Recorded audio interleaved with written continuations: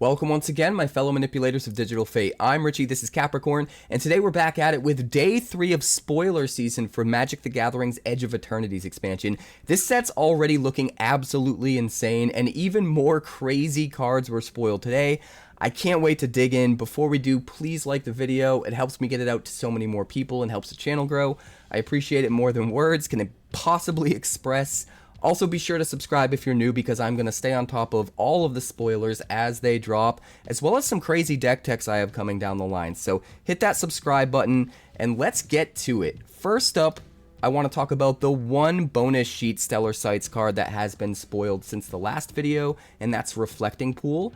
Now, this is a bonus card within the pack. You can open this if you're lucky enough. And this one in particular taps for 1 mana of any type that a land you control could produce, which is kind of interesting. It's basically going to give you the second color of whatever colors you can already make. So it's not necessarily the most adept at color fixing you, but for decks that want to try to go really big into 3 colors with cards that require like double mana of any one particular color in those 3 colors, Reflecting Pool actually ends up being pretty decent. It'll be interesting to see if this actually ends up being worth including in your limited deck, in your limited pool, because these will be limited legal. So, I don't know, just an interesting one here, and maybe gives a little bit of a hint at the direction they're trying to go for limited with this set.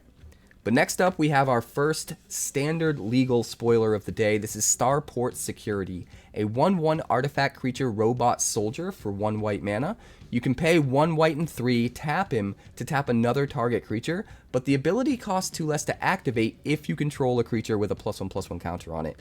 I like that this is an artifact because artifacts matter in this set, and I like that there's a way to use this even if you're not into like the +1/+1 counter theme. You can still use it, it's just going to be really expensive and probably not as worth it for you. But that being said, if you are drafting into an archetype that is deep into +1/+1 counters, this guy's really, really good. Just a 1-drop that's going to put an artifact on the battlefield to work with all of your artifact synergies, and then also a little bit later on give you the ability to every turn just pay 2 mana to tap anything down. It's almost an Icy Manipulator at common. Not quite. It costs double the mana as Icy to activate. When you have the +1/+1 counter, of course, but I don't think it'll be too hard to get to that stipulation in limited. I think there are archetypes built around making good use of guys like this, so I think it's going to be pretty cool. I don't think it's quite going to make the cut in Constructed, but it's a fun little limited card for sure.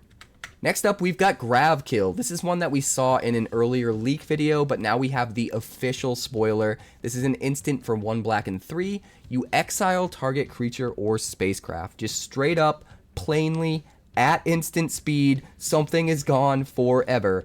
I do want to point out that there seem to be a bunch of ways of interacting with cards in exile in this set. So this could end up being a little better or a little worse than it looks on the surface, depending on when the dust settles, when all of that lands, and how much support there is for like exile.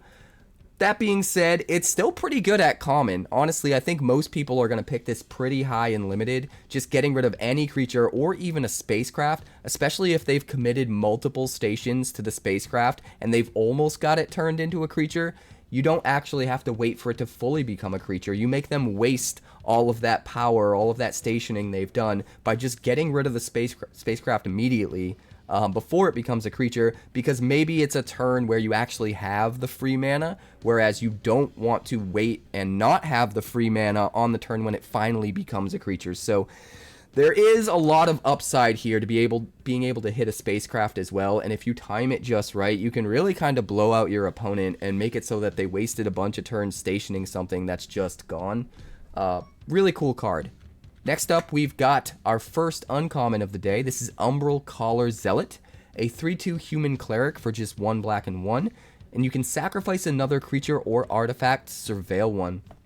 This card is insane, and I'm going to make a prediction right now that this will be a very important card within certain archetypes within Standard and an automatic 4 of. Having a free sacrifice outlet is so good. And even though all it does is surveil 1, that's still not nothing. Being able to dig through your deck for the card that you need, maybe even set up some graveyard shenanigans while you're at it, is really good. But most importantly, this is just a way to sacrifice your whole board if you need to. This is probably the most efficient way we've seen to trigger Sephiroth and get him to flip. You need to have 4 things die in the same turn to get Sephiroth to flip, and that's been a little bit tricky. But now that you have this free sack outlet where you don't have to worry about having enough mana to do enough sack things, you just sack 4 things and you're there.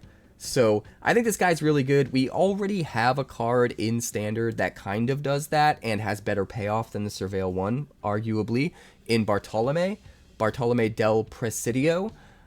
He gets +1/+1 counters when you sack things, but the big difference there is he's an Orzhov card. He requires both black and white to use effectively, so having a creature like this that can go in black X decks, black and anything decks, you're not really shackled to having to play white, is nice.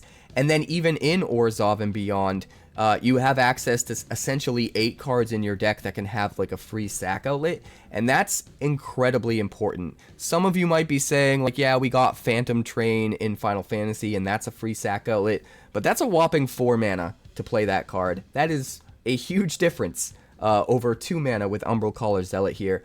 And the cool part about Umbral Caller Zealot as well is it's a nice body. It's a 3/2. So even in situations where you're not looking to take full advantage of the free sack outlet, it's not the worst body in the world. You can trade over, maybe even trade up with this thing as a 3/2 body for 2 and still be pretty happy with it. So I think this card's actually really good. It's also got 2 very relevant creature types that could end up mattering in tribal decks down the line. I just really love this guy. I love everything about it, and I think Aristocrat style decks are going to get a lot better after this set comes out. Next up, we've got a Null. That's right, a Null's being reprinted in this set. Not the most exciting card to talk about, but it is worth noting that having an instant that can counter any artifact or enchantment for just 1 blue mana is pretty awesome in a set that is sort of built around artifacts, whether it's the spacecraft or even just the non-spacecraft artifacts. There is just a ton of artifact synergy in this set. There's already been a ton of artifact synergy in Standard. We got a whole bunch of equipment support in Final Fantasy. We had Aether Drift, which gave us a whole bunch of vehicles. So having a Null just for the artifacts alone is somewhat worth it. Then you take into account the fact that we got a bunch of really good enchantments in Final Fantasy as well, with all the summons and stuff. And a Null starts to look so much better. I think this is going to be an important sideboard card in the new Standard. I don't know if it quite makes the cut main deck, but still interesting to have this as an option. Pretty cool. But next up, we've got Galvanizing Sawship, a 6/5 artifact spacecraft with station for 1 red and 5. When it becomes stationed to only 3+ charge counters, it becomes that 6/5 with flying and haste, which is pretty good. 3 charge counters is the lowest amount of charge counters I think we've seen so far, and the fact that it has haste is also pretty relevant. You can slam it on the board, just tap 3 powers worth of creatures, and you're swinging in for 6 in the air immediately. So even though this thing looks overcosted and pretty expensive and doesn't have any relevant abilities prior to it being stationed to 3, I think the fact that this could come out of nowhere as a huge evasive win condition is pretty relevant. And because it only takes 1 red, it's easy to kind of splash this in Limited as well. So I actually think this card's going to be really good in Limited. 6/5 flying haste for 6 mana. The stationing is very negligible. It's not really that bad of a problem. Sometimes it's going to be a little bit of an upside, because if you want to make sure that you're dodging removal until your opponent's tapped out, but you want to stay mana efficient and play the, big 6-drop thing while you have 6 mana open, you can just play this and not station it, and then wait until they're tapped out to finally station it and swing in for 6. So there is a little bit of extra value there. I think most people are just going to think that 6 mana for something that needs other creatures in order to do anything at all is going to be too much, and I think people will overlook it. But when you realize that in Limited, this is 6 power in the air, and it's very easy to get it stationed there, I think it will actually end up being a lot better than people think. It's not going to be amazing right out of the gate, for sure, either way, because you do have to have a creature to station it, but I definitely think it's going to be better than most people will give it credit for, and it'll probably be worth running in Limited. Next up, we've got Ruinous Rampage. This is another one that we saw leaked early, but we'll just go over it here for posterity since it's officially announced now. A sorcery for 2 red and 1, and you choose one. You either exile all artifacts with mana value 3 or less, which I think will be the primary mode, or it deals 3 damage to each opponent. My theory is this will probably be a nice sideboard card for burn decks, where they can bring in artifact removal in certain matchups in best of 3, but at the same time, they don't have to waste a card slot not having damage if they're in a situation where they just need a little bit of damage to close out the game and they top deck their artifact removal. That would be a bummer, but now the burn deck doesn't have to worry about that as much. When you need it to be the artifact removal, it still is, which is why you sided it in. But if the situation has changed, you can easily pivot to top decking this and go, I don't need to kill the artifacts because I'm just going to win and do 3 damage to the face. So I think that's pretty cool. I don't see this being much more relevant than just a sideboard card, but I do think it has a chance of being legal in sideboards, especially because we lose like Brotherhood's End and other comparable cards, which I will admit are better than this because of their ability to sweep as well.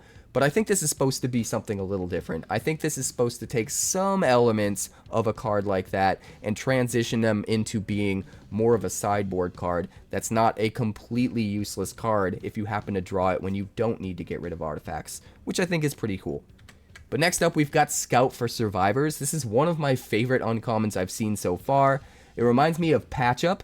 This is a sorcery for 1 white and 2. You return up to 3 target creature cards with total mana value 3 or less from your graveyard to the battlefield, and put a +1/+1 counter on each of them.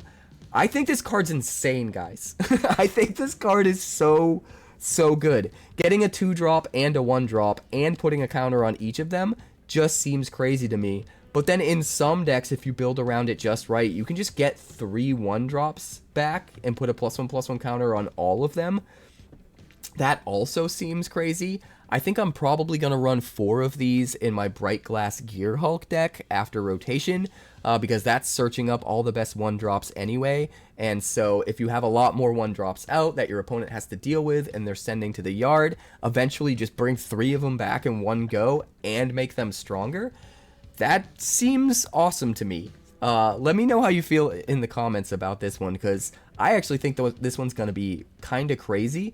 And I'm super excited to see just how crazy it can be. It's also probably going to be really good in like the Aristocrat style decks, especially the Raise the Past style decks. Maybe you don't even need Raise the Past anymore. Bringing 3 1-drops back in your Aristocrats deck so that you have fodder to sack and maybe flip a Sephiroth or whatever. There's just a lot of potential. I think this card has a lot of different applications in a lot of different situations, and I'm very, very excited to brew with it and experiment. So if you have ideas about how you'd want to brew around this card, let me know in the comments, because this is one I'm super, super excited about, and I want to hear everybody's ideas so that I'm not overlooking any crazy, awesome ways to use it. I think this is one of the better uncommons we've seen. Next up, we've got Interceptor Mechan. I think this is the last uncommon of the day.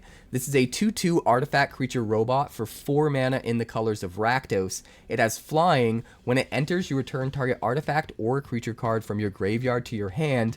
And as if that wasn't enough, it also has Void. So at the beginning of your end step, if a non-land permanent left the battlefield this turn or a spell was warped this turn, you put a +1/+1 counter on this creature. This might be the best Gravedigger we've ever seen ever. This seems super pushed. First of all, having a 2/2 flyer instead of the normal on-the-ground Gravedigger body is so good for the same amount of mana. You're still paying 4 here. Granted, you do have to be in 2 very specific colors, but that's already out of the gate so much better. The fact that it counts as an artifact makes it better because there's so many ways to abuse artifact synergies, especially coming in this set in the new standard. And then the fact that you can get an artifact back instead of a creature if you want makes it even better. And then you have this Void ability, so this thing can just keep piling up counters and turn into a huge win condition. Like, everything about this card is awesome, in my opinion. I think this is so good, and I think this is just waiting for the perfect deck to be slotted into, and I don't know exactly what kind of deck that is. I could see it just being in some kind of a value-driven mid-range deck that's going to void out a lot, that's totally focused on creatures. I could also see a pivot and maybe putting this in a very artifact-heavy deck and specifically trying to take advantage of the artifact clause, bringing artifacts back. Maybe like a Grixis Simulacrum Synthesizer deck or something. I don't necessarily think that's going to be a deck, but something like that could absolutely be real with so many artifact synergies coming in with this set. And a card like this, I don't know. I'm tempted to say this might be good enough for Standard. I'm hoping it's good enough for Standard because it just has so many little pieces to it that give you potential for creating even more value. And I would love to find ways to exploit that. So I think this card is awesome. At the very least, in Limited, this is going to be absolutely nuts. This is probably going to be one of the like chase cards for Limited that put you into a specific archetype. And I will absolutely be drafting this super high. I think this just does everything. Flying win condition, gets you back automatic value, gets bigger as the game goes on. It's just awesome. Everything about this card is awesome. Let me know how you feel about it in the comments, because I feel like this thing is destined for greatness. And I'm super, super curious what you guys think the best deck will be for a card like this. But next up, we've got our first rare today. This is Bioengineered Future, an enchantment for 2 green and 1. When it enters, you create a lander token, so you're getting immediate value, potentially being able to ramp, or just having an artifact token that you can use for other things, like bargaining, beseech the mirror, whatever you craziness you want to get up to with an artifact token. But also, each creature you control enters with an additional +1/+1 counter on it for each land that entered the battlefield under your control this turn. What's interesting about this is you want to do all of your land drops first and then play your creatures, which is in contrast to a Landfall deck where you want to get all of your things with Landfall triggers out first and then play all of your lands. So I don't know, this might be at odds a bit with all of the Landfall creatures. I don't know if a card like this wants to be in the same deck as like Chocobo Tribal or Landfall decks with like Tifa, because they do kind of get at odds a little bit. A lot of the creatures that you're going to have to play are probably going to have Landfall triggers that you want in play before your lands, but if you want to get the extra counters off this, you need to put them into play after your lands, which is kind of interesting. I do feel like there probably is some kind of crazy ramp archetype that this is perfect for, where you don't mind playing your things until after you play your lands. And in that case, this could end up being really, really good, but we're going to have to wait and see. Obviously, this gets a lot better with fetch lands like Fabled Passage and stuff like that, where you can get double triggers without even having to cast a spell, because you want to save as much of your mana as possible for playing creatures after you do your land drops. I do want to point out that it puts the extra counters on creatures entering, not on creatures cast. So if you were to play a bunch of permanents that are going to make you token creatures every turn, like you're dropping Elspeth and things like that, you can very easily have a Bioengineered Future out and play your lands, get all of your triggers, and then use your Planeswalkers to make your creature tokens or what you might have, and then just load up with value on all of the creature tokens you're making that turn afterwards. So there are a few different ways to use this. I'm super curious what your thoughts are on this card and the fact that it's kind of a nombo with some of the Landfall creatures, if you really, really think about it, and if maybe there's some land ramp synergy stuff that I'm overlooking that would work super well with this, that doesn't expect you to play your creatures before your lands. If so, let me know. I feel like there has to be potential for this card to be nuts somewhere, and I'm pretty excited to figure out what that deck actually looks like. But let's move on. Next up, we've got Possibility Technician. This is a 3/3 Kavu Artificer for 1 red and 2. When it or another Kavu you control enters, you exile the top card of your library, and for as long as that card remains exiled, you may play it if you control a Kavu. It also warps for 2 mana, so you can warp it out early, exile something to play. What's cool is you get to play those cards for as long as you control a Kavu, so don't overlook the fact that this isn't until end of turn. We've seen so many card draw spells in red that aren't really card draw that exile things to play, but only until end of turn or till the end of your next turn. This does not have that clause. this works just for as long as you control a 𝐿𝐻𝐸. That means if just this one 𝐿𝐻𝐸 itself is on the battlefield, you're good. But even if you exile a bunch of cards with Possibility Technician and then they kill your Possibility Technician, and then later on you draw into another one or a different 𝐿𝐻𝐸 and play it, as soon as you play it, all of those exiled cards just turn back on. They're all available to cast again. So I do think this guy is going to end up being way, way better than he looks on the surface when you take that into account. We just need a few other really good 𝐿𝐻𝐸 to play with him to increase the consistency of constantly being in a situation where we get to jam a new creature, it's a 𝐿𝐻𝐸, and now we get access to our exiled cards again. I think that could be really good. We're going to have to wait and see when everything's been spoiled if a deck like that is actually relevant or not. But the potential's at least there. This guy could be a ton of card advantage that's pretty easy to access a little bit later on just by dropping one of your creatures, which I kind of love. But let's move on. We have our first mythic of the day, and this is actually another card that we had covered in a leak video earlier on. If you guys haven't seen any of the leak videos I put out, I have all of the official spoiler videos, and I also have a bunch of leak videos for cards that were leaked way early that Wizards didn't intend for us to see quite yet. All of that is available in my spoiler playlist for the set, and that is available linked in the description and in a pinned comment on this video. So check that stuff out to make sure you're up to date. A lot of the cards that we cover in the leak videos haven't been officially spoiled yet and haven't been covered by most of the channels out there. So if you want to be up to date on absolutely every card we know about, even a bunch of them that a lot of the other channels aren't covering, it's all in that spoiler playlist, so check that out.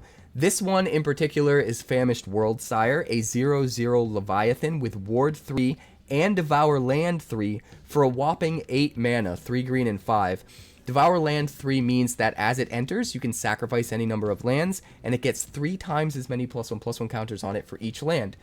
Your worry would be if I sacrifice all my lands to make this thing huge, I no longer have lands. But the next line of text is the best part. When this creature enters, you look at the top X cards of your library, where X is this creature's power. Put any number of land cards from among them onto the battlefield tapped, and then shuffle. So for every single land that you sacrifice, you get 3 counters. So for every single land that you sacrifice, you're also looking at 3 more cards and getting to put any lands that you find into play. So as long as you're averaging at least 1 land per 3 cards, you're replacing all of the lands that you sacrificed with new lands. Maybe even getting a little bit more if you have slightly more lands in your deck than 1 in every 3 cards. So you could ramp into even more lands than you started with. And most importantly, every single one of those lands is going to trigger landfall triggers at the same time, which is kind of insane. I feel like this guy could be a crazy top end for a landfall deck, and I'm super excited about that because once you get to 8 mana, you just go nuts. You sack all your lands, you have a giant Ward 3 creature, you find all the lands again, you get an insane amount of triggers on all of your landfall triggers. It could be absolutely gross. So I'm excited to brew with this one for sure. I mentioned all of that in the leak video we already did for this card, but for those of you who haven't seen that, I wanted to make sure I hit on the most notable talking points again. But let's move on.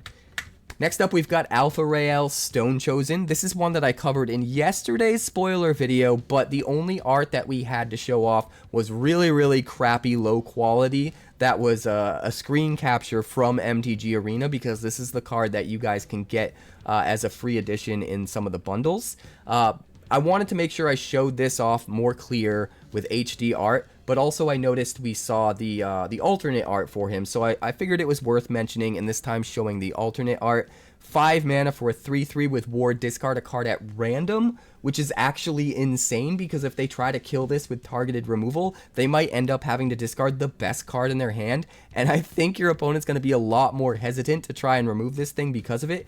But if they don't, it has a ward ability, or sorry, a void ability, that's going to make them lose half their life rounded up when you attack.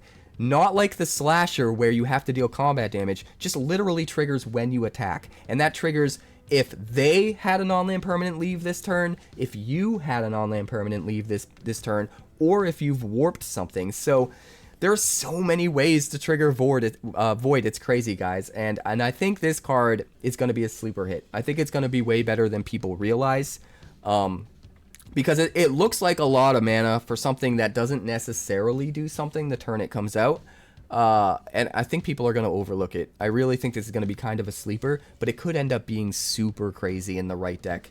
But that's going to bring us to our last card, the one fully new mythic that we saw today that is absolutely insane. It's basically the return of Mindslaver. This is the Dominion Bracelet, a legendary artifact equipment for just 2 colorless mana, and it equips for just 1 colorless mana. The equipped creature gets +1/+1, and it has the ability to pay 15 mana, exile the Dominion Bracelet, and you control target opponent during their next turn. This ability costs X less to activate, where X is this creature's power, and activate only as a sorcery.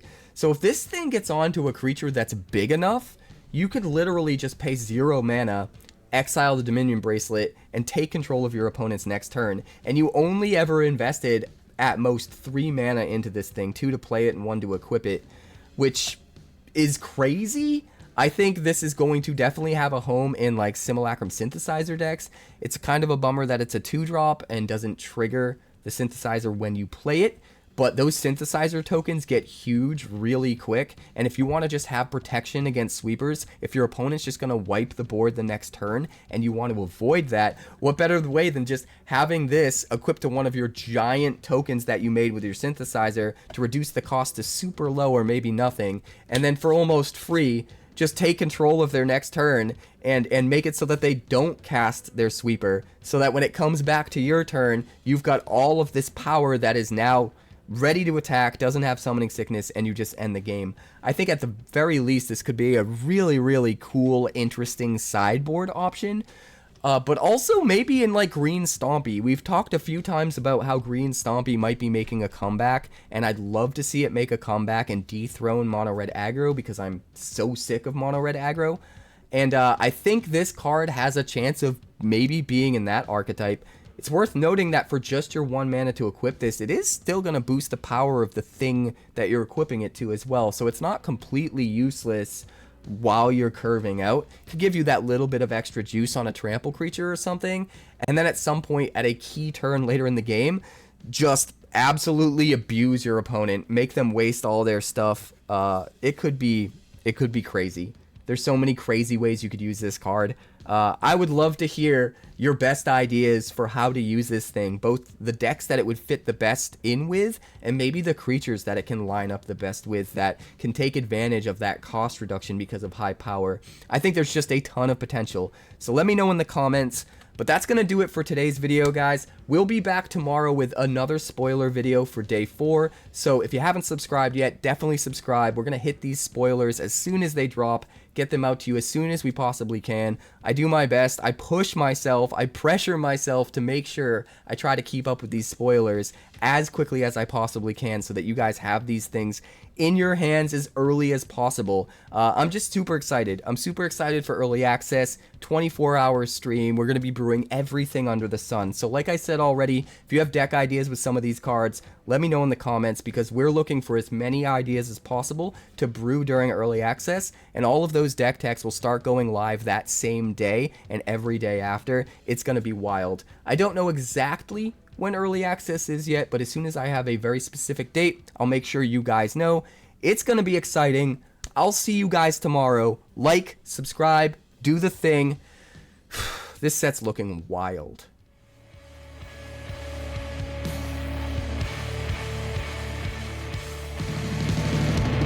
Thanks so much for checking out my channel. I'd like to give a huge shout out to all of my patrons over at Patreon.